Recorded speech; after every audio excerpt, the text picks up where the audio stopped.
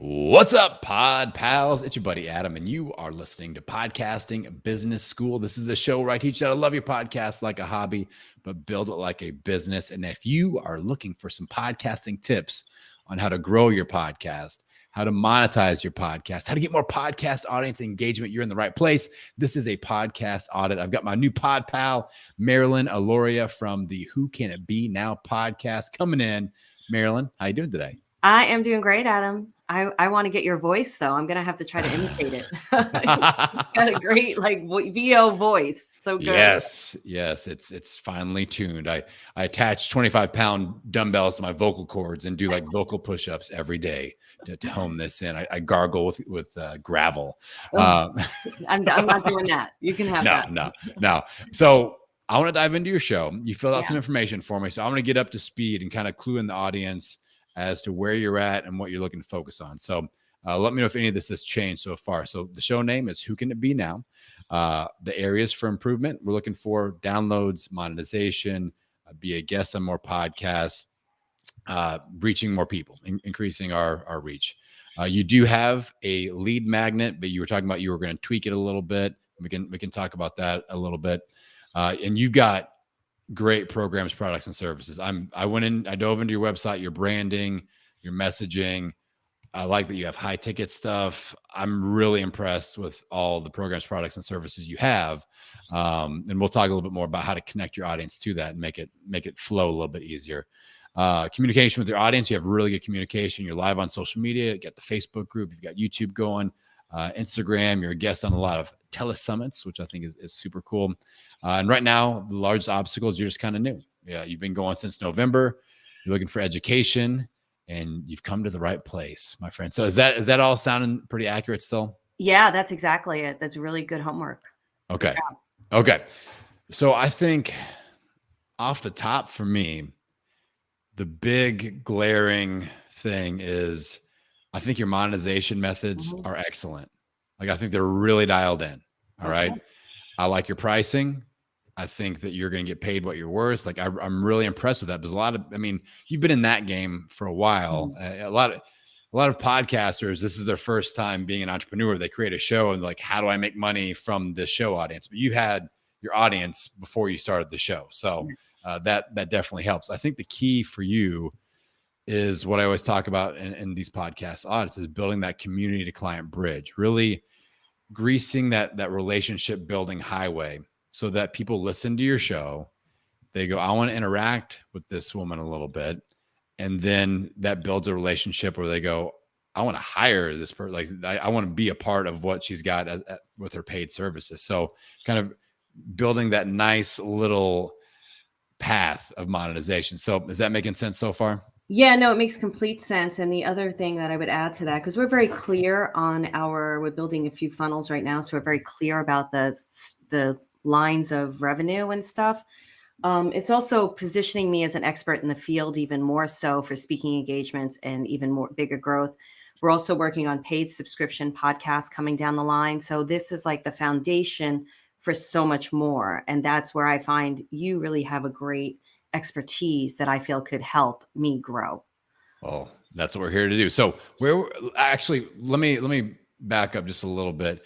Who is the ideal person that you're trying to serve or who is the ideal listener for your podcast? Let's start there and then build back. So I would say it's the person who is looking for a career change or a big life change. They're on the hamster wheel of life. They could be, if we went customer avatar wise, they'd be like mid-50s. They're about to retire, but they don't want to stop working. They want to go to what they love to do. And they've lost their light. They want to align with their soul. They want to live a life from their heart and soul. They want to find joy again. And they believe in intuitive gifts because of what I do for a living, right? I'm a psychic medium. So they want to open up to their own gifts and start working on synchronizing with the universe and reading the signs and living a life aligned with their soul. That's it. That's kind of a longer adaptation than what we have. No, I think that's very clear. And it's obviously somebody at a crossroads in life that's looking to tap into a higher guide or a higher intelligence that helps them figure out the right path to take. You know, no matter how you define that. And I like how you explain it on your website. Like, I feel there are a lot of people that go off into that space, and it's just very out of the comfort zone for a lot of people. But I like the way where you have this. I feel like a lot of people could look at what you have and go, okay, I get this. I understand what she's talking about here. And it makes sense. Yeah, there's something I want to say to that, Adam, and thank you. I'm more mainstream. I'm not a woo-woo unicorn writing kind of out there person. I won an Emmy in TV. Like, I'm very practical minded, and I want to bring those people who want to explore those areas, but they're not like looking for the bubbles and the puppies and the rainbows. And even though that stuff is great,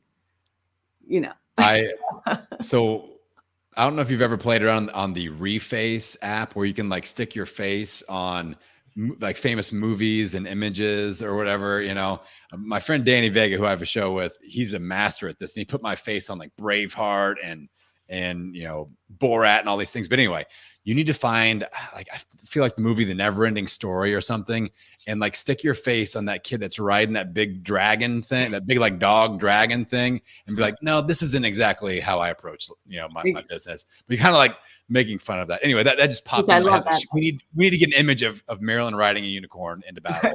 That would be amazing. So, like, where would you feel like is a good place to kick this off? Like, what would be most helpful when we talk about building that community to client bridge? Where are you getting the most like mental friction when you're trying to figure out like what's the best next step?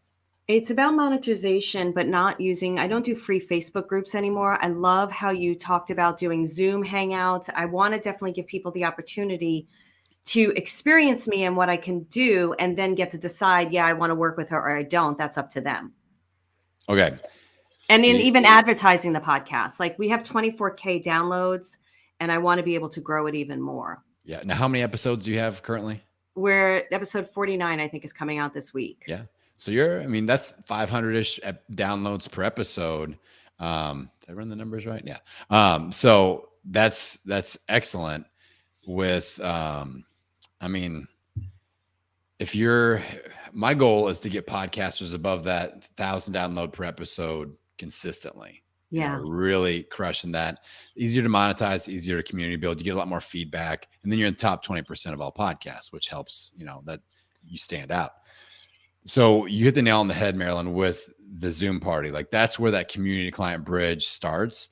And with you and with what you're doing, I feel like it's just custom made for my method of doing this. Just like I do the Pod Pal Zoom party, like I would start off with a monthly gathering.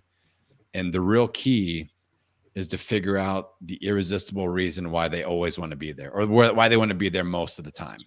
All right. So for me, with my audience, podcasters love, being on other podcasts. We love doing interview swaps. So I facilitate that on Pod Pals, and I have people that show up I do them every other week. So they'll be there every other week. Now I recommend starting off with one per month just to kind of get your feel. But I think with you, just having people be able to toss out life circumstances, and then you give feedback, or you do a reading, or do you do some stuff with tarot also, right? I have classes on tarot and all psychic abilities, so but yes, I do readings. Yeah. Mixing all that in there, and just knowing that everybody's going to get some value out of it. They can either ask you questions. We want to come up with that irresistible reason why they want to be there, but we also want to give everybody a chance to speak or be heard or ask a question. So that's the next question people usually have for me, is like, how big is this group? Is it, let's pack as many people in there as possible? My answer to that is usually no. It's, how are we going to do this for an hour once per month? If everybody gets to talk for 3 to 5 minutes, you do the math. Like that's how many people we can squeeze in there. That's why with Pod Pals, I give people 60 seconds to promote their show, who they're looking for as a guest, who they're a great guest for. So it could be 10 people, or the first 10 people to get in there, get to ask you a question or ask for advice. And then they get 1 minute to state their question or whatever. And it's like rapid fire psychic Q&A. Like you could even call the rapid fire psychic or something, psychic reading or something like that. Like that would be kind of a fun vibe. I don't know, something like that. And then once, when they are signing up for that, we'll ask them to fill out some information. Obviously, we're collecting name and email. This is a lead magnet, so they have to pay with their email. That's very important. But I highly recommend like a little checkbox checklist. When people sign up for Pod Pals, I go, which of these podcasting pain points are you currently struggling with? And just check all that apply. And there's always one at the bottom. It's like, I'm good. I'm just here to party, so they don't have to feel like something is always wrong to attend. But something like that, like what pain points are you experiencing? Because this helps with business relationships, but it also helps with content for your show. If you start seeing something or have like an other insert here thing, this is how we serve our community. And they're just telling you here is the episode I want. Here's the thing I would love for you to build.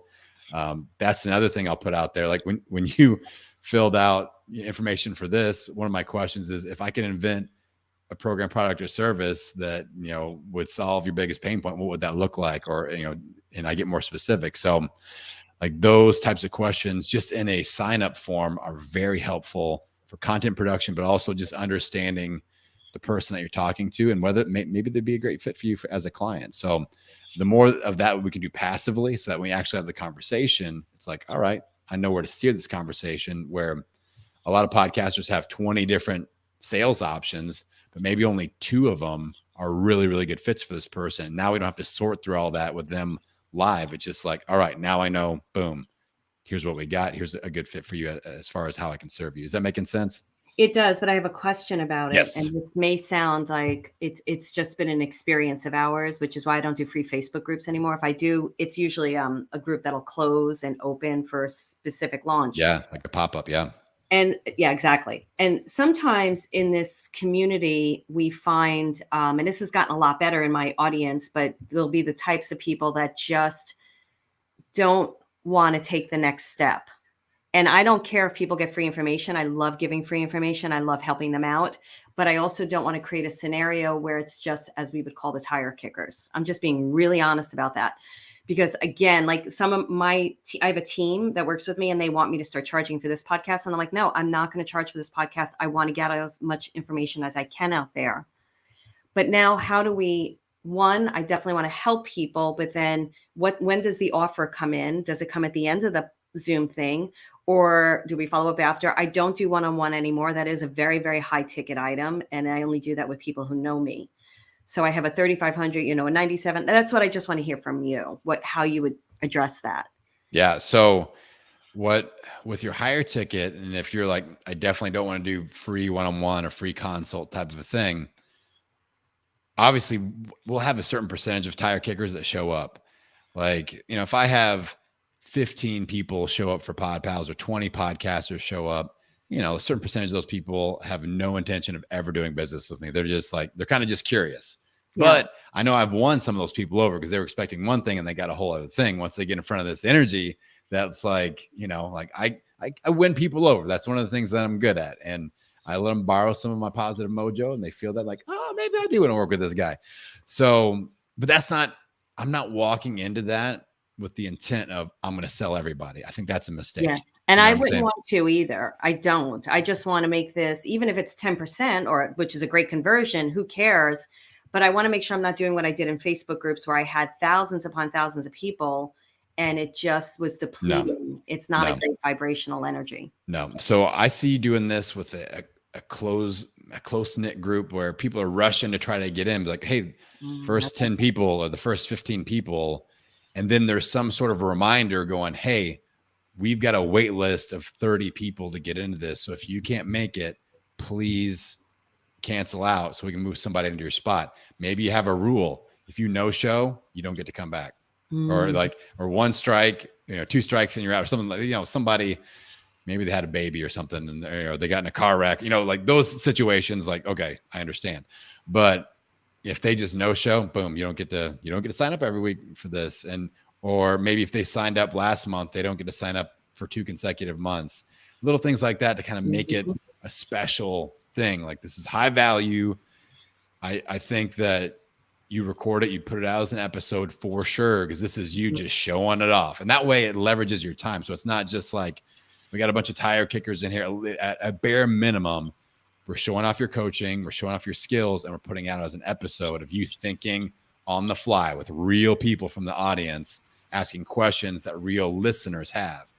So then at the end, I would put some sort of a call to action in there of like, hey, if you fit this, and this. Like you describe like the pain points that your typical person that you help have, or if if this describes you, like you can't put that description out there, then go to this website or go to whatever, maybe even some sort of a quick action bonus where save whatever. And then, I set up this coupon code for the next 24 hours, the next 12 hours, the next 1 hour or whatever. You can save $100, anything, or maybe get a bonus something, a bonus mini course, or just some sort of quick action at the end.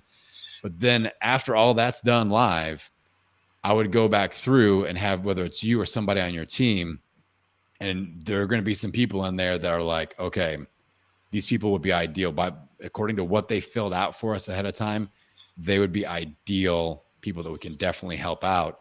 And then I would have some sort of an email follow-up with that, like, hey, just making sure you didn't have any questions. You fit the profile of somebody that I really typically could help out. I wanted to put myself out there and kind of, I tell people when I send that sort of an email, I'm like, I'm not a big salesy person. Me either. But when I find somebody that I'm like, I know in my heart that I could help the heck out of you, like I'm going to kind of get excited about that. So that's just me putting myself out there. And I don't do that with everybody, but I try to be on, honesty is a key thing for me. But I see that sort of a vibe happening where, and then you got the whole rest of the month to do follow-up, have your team do follow-up, kind of nurture that audience. Maybe they shift off into like, oh, I can't do this now, but you have some other little mini course or mini thing that you could shift them into, or, anything like that. I feel like that would work well if we have that call to action at the end, some sort of quick action, discount bonus, something, and then follow up afterwards from a team member, just checking in for the ideal prospects. How does that sound? I love that. Actually, I'm like you. We don't sell a lot. We're not interested in selling anybody who's not interested in buying either. And I don't even, as long as they're action takers is what we like. Because there's people that follow me for years, but at least they're taking action. They're not staying in the same place. So I love that, Adam. And I had a question. And we use BombBomb. I don't know if you've heard of BombBomb. Oh, yeah. I love it. So I think that's a great follow-up too. I love the Google Doc. I think all of that's really great. Now, okay, BombBomb tip. You may already be doing this. So BombBomb, and then what's the other one I've used before? There was another one that I've used in the past, but BombBomb was the better one. It had better email open rate. So if you guys are watching or listening, BombBomb allows you to send video email really easy. And, and it has a great open rate. You can track how many people are actually opening. So really, really cool. Now, it gives you a little, Marilyn, are you on team GIF or GIF? How do you say GIF? GIF or GIF? I think I say GIF. I say GIF also because GIF is peanut butter. So, so I didn't know there was a GIF. See, and you have psychic ability, so I feel like that really levels up our opinion. That really levels up our opinion. It lets you have a GIF, and with that, when I use it, I would make that I know that's like the first 5 seconds or the first 3 seconds. If you do something weird or noticeable, it'll get more open. So what I used to do is I would spin around in my chair for the first 3 seconds of the video, and then I would start talking. So the GIF that they see that pops up in their emails, me spinning around in my chair. And that was the thing that worked the most. Or you write their name or hi, Marilyn, or whatever on a piece of paper, and you flash that up there so that they see that over and over again. So they know like, oh, this is for me. Like this is a thing for me. So those are some that helped my open rate with BombBomb. I love that. That's great. Thank you. Strange things. I even tried the like I'm fake walking down the stairs thing, Oh, I love that. So yeah, that didn't work as good as spinning around in the chair.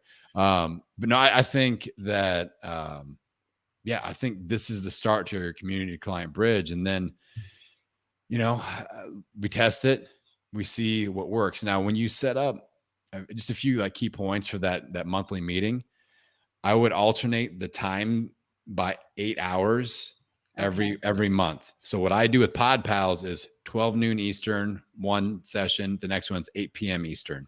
That way people from India, the UK, Australia can hit certain ones. California can hit the other ones, and it covers.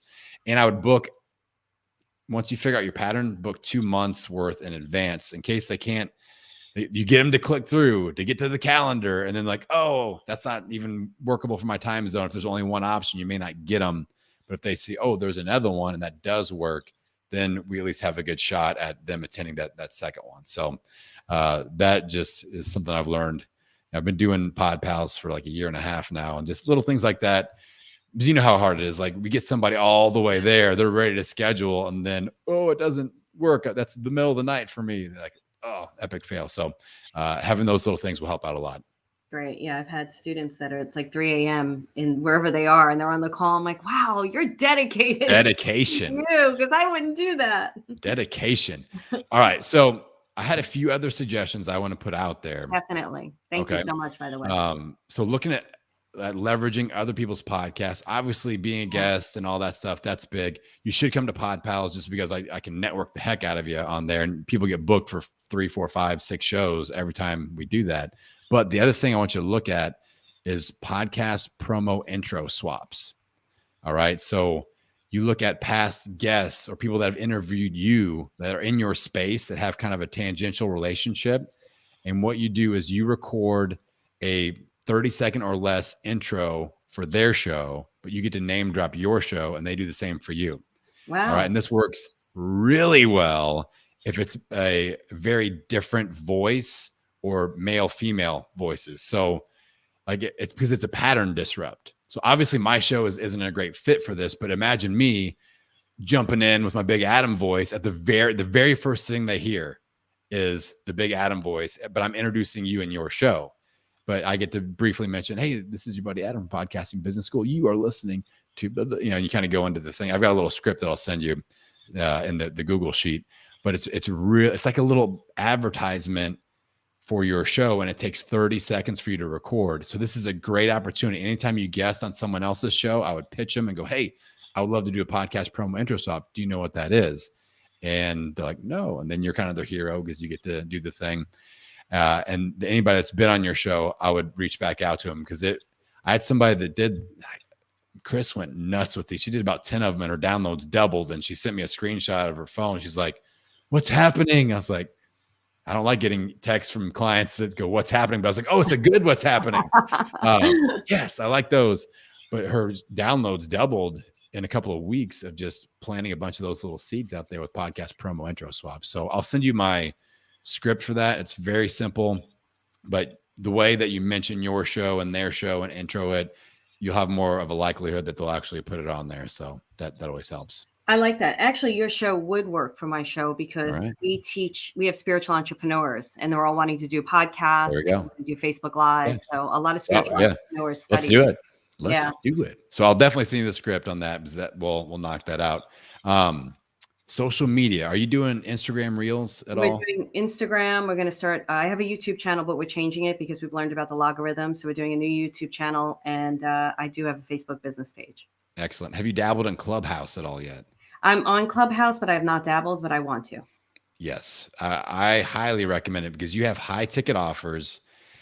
I've got clients that are in the meditation space, and it's just kind of a similar vibe of they have high ticket offers, and they are having people that listen to them. They lead a conversation and they'll do a meditation, and they're selling $2,500 plus ticket items direct off of that, and not even selling. Like it's just off their profile. People go and they're buying. Oh, I would love that. Yes. And so I could see you similar to a Pod Pal Zoom party vibe, but it's more of like you're showing up, you're going to have a little conversation, you do a reading or you do something. I'm great at meditations too. I'm known for that. And you just show that off, and then boom, we're on the other side of it. And like, if you set up your profile just right, you'll be able to sell those high ticket items. And, one Clubhouse hosted room a week or something like that. That's something I think that you could do really well with. So I'd recommend that. And then I'm going to send you some info on doing paid ads on podcast players and stuff like that. Like I think you could do really well in the personal development, self-help / business space that you're in. I think that you could crush it and really ramp up your ideal listeners that are subscribing to your show. So, and then the last monetization idea, and maybe you've already thought about this, like a VIP day option or even a retreat. I know people in your space that are crushing it with that. And a VIP day option is like, all right, whatever you would normally charge for a 1 hour session or whatever, this would be a 3 to 4, sometimes even 6 hour one day. So you just multiply your pricing by whatever, and it's just a one whack, and it's virtual. It doesn't have to be in person. Yeah. So that's something to consider. And then I think a retreat would be like a no-brainer for you. I know somebody that just went down and did a destination retreat in the Caribbean somewhere and just blew it up. Did awesome. So all those are ideas that have popped up. Have you considered those at all? Yeah, the VIP day. When I talked to you, said I've thought about it. My rate an hour is like $1,000 an hour, so it's something we can talk about. And that's why I like having these membership programs and Soul Finder Academy, because people get such a great community and they also get the opportunity to learn so much at a lower price point. Retreat we were about to do until COVID happened, because I do have like a list of 30,000 people, so this is what I want to talk to you further about. Also want to talk to you, not now, but after the show. People are approaching me about being a guest on my show, but we only let guests on my show who teach in my membership program. So there might be an opportunity for a second podcast in order to extend that. Right. And also client studies. I want to do client case studies, but have them share their story, because I like highlighting my students because they're all magical and amazing. So there's a lot here. I love all of this. Yeah. And anytime we get, just to kind of, I know we're running out of time here, but like just anytime you get a chance to show off your clients. Yeah, I want to learn. That's great. I mean, that's great content. There's a lot of different ways that we can do that. I did that with my first health podcast, and it really helped with membership sales. So I've got lots of ideas. Now, Marilyn, I want to make sure that we get to shout you out. Like, where do people go if they want to subscribe to your show and dive into your world? So my podcast is Who Can It Be Now, which is based on the Men at Work song, but it's all about ghosts. Who Can It Be Now? My website is MarilynAlauria.com, and I'm sure my name will be in the show notes so you could spell it. I'm very active on Instagram, please, and it is me, and I'm active on my Facebook business page, Marilyn Alauria 1, and my Instagram is Marilyn Alauria. And I do have a team, but I also am very active and personal with my I don't like calling them an audience, my community. I'm really into helping my community. So thank you, Adam. This was amazing. Thank you so much. And this podcast is great. Anybody who's listening to this, you got to keep listening to this podcast. It has been phenomenal for me. Thank you. Adam's podcast. All right, Pod Pals. A lot of good things to think about today. As always, information overload. But if you want to sign up for Podcast Audit, just like my Pod Pal Marilyn, go to the website podcastingbusiness.school. And with that, I'll send you off into the world, wishing you health, happiness, and many downloads. We will see you on the next episode.